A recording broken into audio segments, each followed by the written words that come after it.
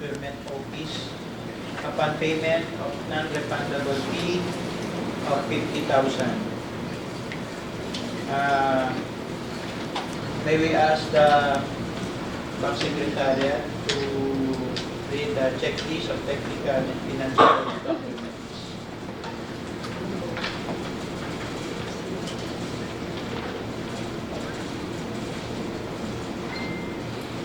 Check lang po natin kung sino-sino natin ito.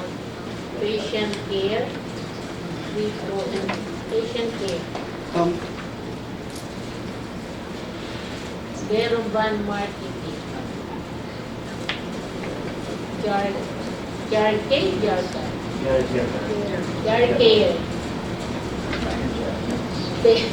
Patient care. Daming patient care. Ano to? M2M Medical Trading. M2M ba yun? Yes. Infinite Medical Trading. Metro Globe. Ion. Rite. Checklist for technical and financial documents. Usual. Legal documents. Valid Pilgrim's registration. Platinum. All pages. Valid registration certificate from SEC, DTI for sole proprietorship or cooperative development authority for cooperatives. Valid mayor's or business permit issued by the city or municipality. Kailan din ito guys? Deadline din eh. The business permit.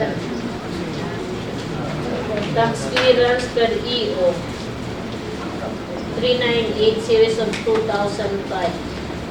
Technical documents, statement of the prospective bidder of all ongoing government and private contracts, including contracts awarded but not yet started.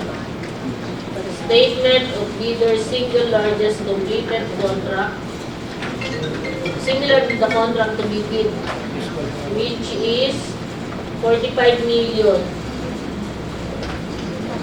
Original copy of bid security in the following forms. Surety bond, 5% of ABC, cash, cashier's or manager's check, 2% of ABC. Original copy of bid securing declaration. Conformity with the technical specifications, which may include production, delivery schedule, manpower requirements, after-sales parts if applicable. Original duly signed omnibus word statement if applicable. Original notarized secretary certificate in case of a corporation, partnership, or cooperative, or original special power of attorney of all members of the joint venture, and authority to its officer to sign the OSS and to do acts to represent the bidder. Letter of authority to validate submitted documents. Additional requirements. Valid LTO with list of sources from FDA or DOH. Valid certificate of product registration for every item included in the bid. Certificate of exclusive distributorship or authority to distribute from the manufacturer or principal distributorship. Product evaluation must be conducted. Kasama ito hindi nagdawin. Each product shall have a certificate of replacement. Financial documents. The supplier's audited financial statements together with the income tax return for at least 2 years from the date of bid submission. This business tax returns filed through EFTS for the last 2 quarters from the date of bid submission. Prospective bidders' computation of NFCC or committed line of credit from a universal or commercial bank. Joint venture agreement if applicable. Financial envelope, instruction to bidders, original of duly signed and accomplished financial bid forms, original of duly signed and accomplished price schedule, original copy of the approved budget of the contract and bill of quantities. Meron po ditong POR.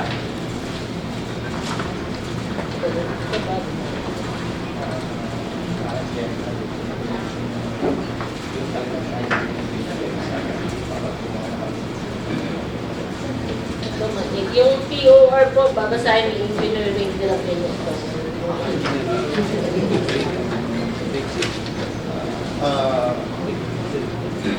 Actually, mahaba po ito. Pero basically, in compliance po kasi sa mga medical equipment, di ba, we have regulations, yung ating FDA. So, una, di ba, ang unang requirements is license to operate. Di ba? And then, mayroon pa yung qualified person. So, I believe aware kayo doon sa current requirements when it comes to medical equipment. And so, tatlo yun, for the dealer, license to operate. For the medical equipment, it should be approved by FDA. So, alam ko, aware naman kayo doon.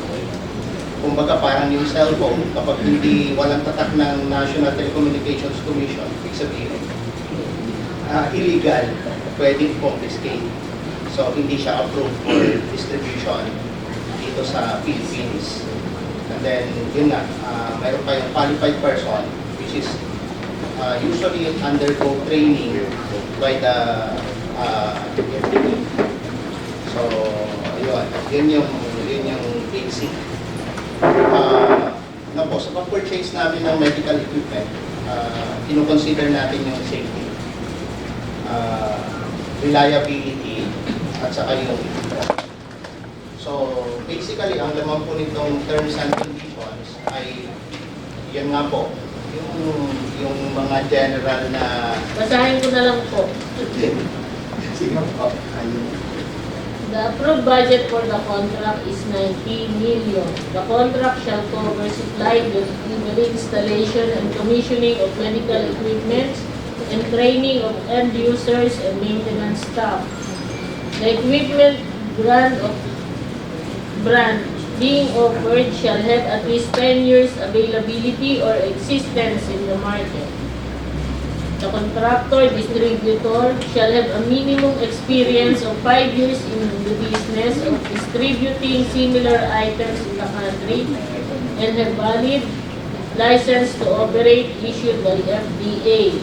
The medical equipment shall be compliant to international standard manufactured in accordance with ISO 13485 and approved by FDA for local distribution.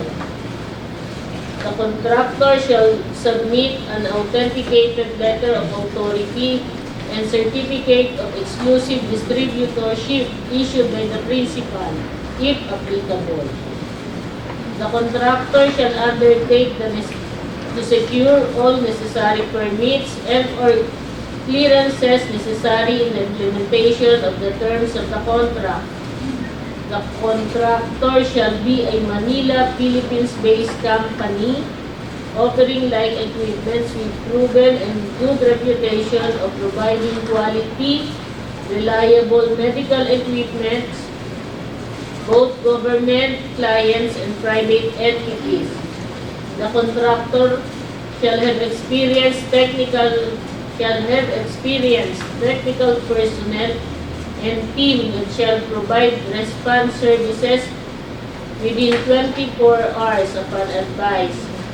The contractor shall have a service depot suitable for his line of business, including technical personnel and all necessary tools and equipment. The contractor shall submit a certification that all parts are available throughout the equipment lifespan. For the consumables, the contractor shall submit a list of consumables necessary in the operation of the equipment. The maintenance and recurring costs, the same shall be included in the bid documents by listing parts and consumables, frequency of replacement, cost, and other maintenance requirements. That all expenses such as, but not limited to taxes and importation duties and all other expenses incurred for the faithful performance of the contract shall be for the account of the contractor. Standard warranty periods, 1 year. General equipment often carries a minimum warranty certificate of 1 year, 2 years. Frequently mandated for specific intermediate technology medical equipment, 3 years. Required for certain advanced medical devices after passing acceptance testing by the FDA Center for Device Regulation, Radiation Health and Research. Key warranty terms and conditions. Commencement. The warranty period starts from the date of acceptance by the end user after mandatory testing and commissioning. Downtime compensation. Contracts specify that the number of days equipment is unusable due to defects must be added to the total warranty period. Corrective maintenance. Suppliers are required to conduct necessary repairs. Preventive maintenance. Bidders must certify they will perform preventive maintenance based on the equipment manual during the active warranty period. Continuity. Contracts must require a commitment that the warranty remains valid even if there is a change in the equipment's distributorship. Mandatory requirements for acceptance. Prior to the start of the warranty, equipment must meet several strict delivery conditions. Testing and commissioning. A physical inspection and functionality tests are conducted in the presence of the technical staff, such as engineering teams, to ensure zero damage or defects. Calibration. Calibration reports must be submitted upon delivery to verify device accuracy. Training. Suppliers must provide orientation or training on proper use and maintenance to end users and maintenance staff, typically within 3 to 30 days of delivery. Documentation. Suppliers must provide hard and or soft copies of English manuals, operation and service. Certification. New equipment must be certified as brand new, not discontinued, and not subject to any product recalls. May tanong ko kay engineering, binasa ko lang.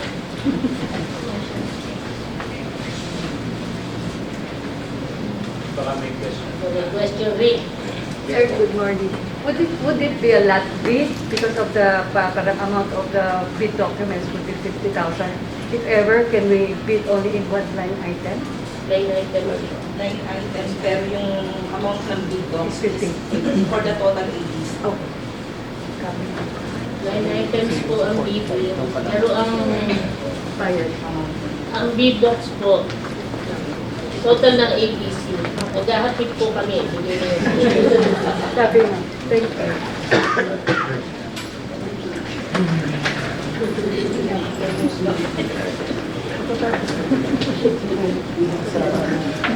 Baka may tanong po. Maraming tanong pa po na legal. Nandito na po si Atty. Habakon. Ma'am, good morning. From patient care po, we just want to clarify lang po whether you allow po yung aggregate contract po. For example, multiple or 2 contracts in order to meet po yung SLCC requirement. Single largest po. ABC. ABC. Sa ABC po.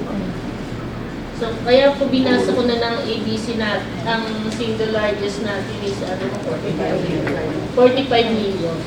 Kasi ang ABC po nakabase sa, ang single largest nakabase po kami sa ABC. Kasi sir, hindi naman namin alam kung ano ibibigay. Diba pag-open po namin na ano yun. Nasa first envelope po kasi yung ano eh.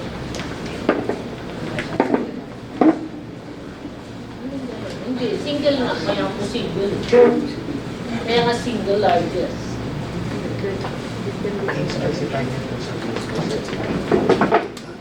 Good morning po. I'm from Ion.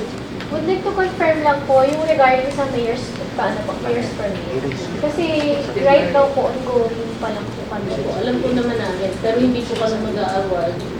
Hanggat hindi nyo na-represent sa amin yung Okay. So is it okay po na yung, if ever po naman join kami, yung i-attach sa isunod 2025 or the 2025? 2025, kung may resibo na po ng 2026, paki-attach na lang. Kahit na alam ko naman namin. Pero siguro po sa award case, kailangan na po present po. Thank you po.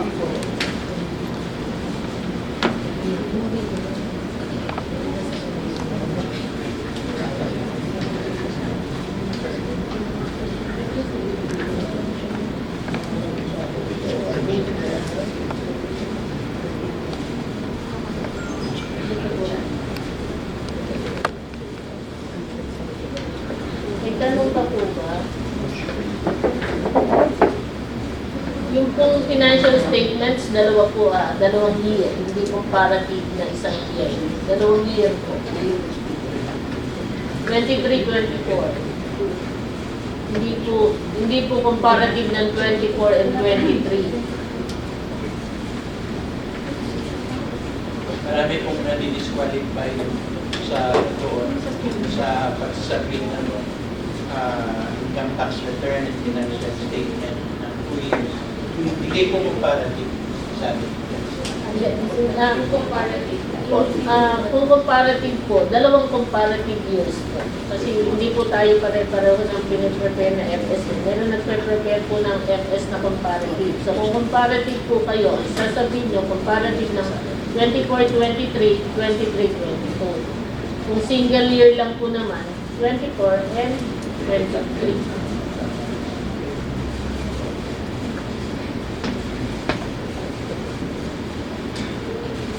Ang quarterly po, tatanggapin namin ang second and third quarter ng 2025. Kasi ang deadline po ng quarterly natin is January 28. So, yung fourth quarter, baka hindi pa rin po naman isa. Third and fourth po ng 2025.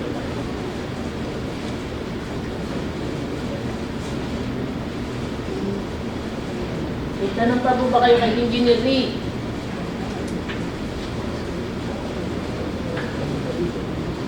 Malinaw na po ba? Tapos na po. Okay po. Okay. Regarding dun sa ano po, sa AEC po, hindi po ba allow tayo nung kung po kasi siya, kung hindi ma-comply 50% po, dalawang 25% na aggregate po. Depende po sa ano. Hindi po ito siya consumable. Hindi siya consumable. Talagang skip tayo. Hindi po talaga to 50.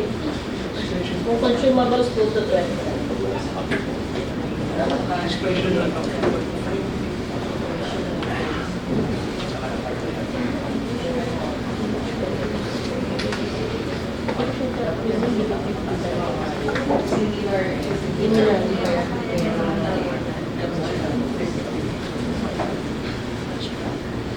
Okay po, meron pa pong gusto nyo i-klaro. Wala na po. So, kung wala na po, I-adjourn na po natin. Wala na po.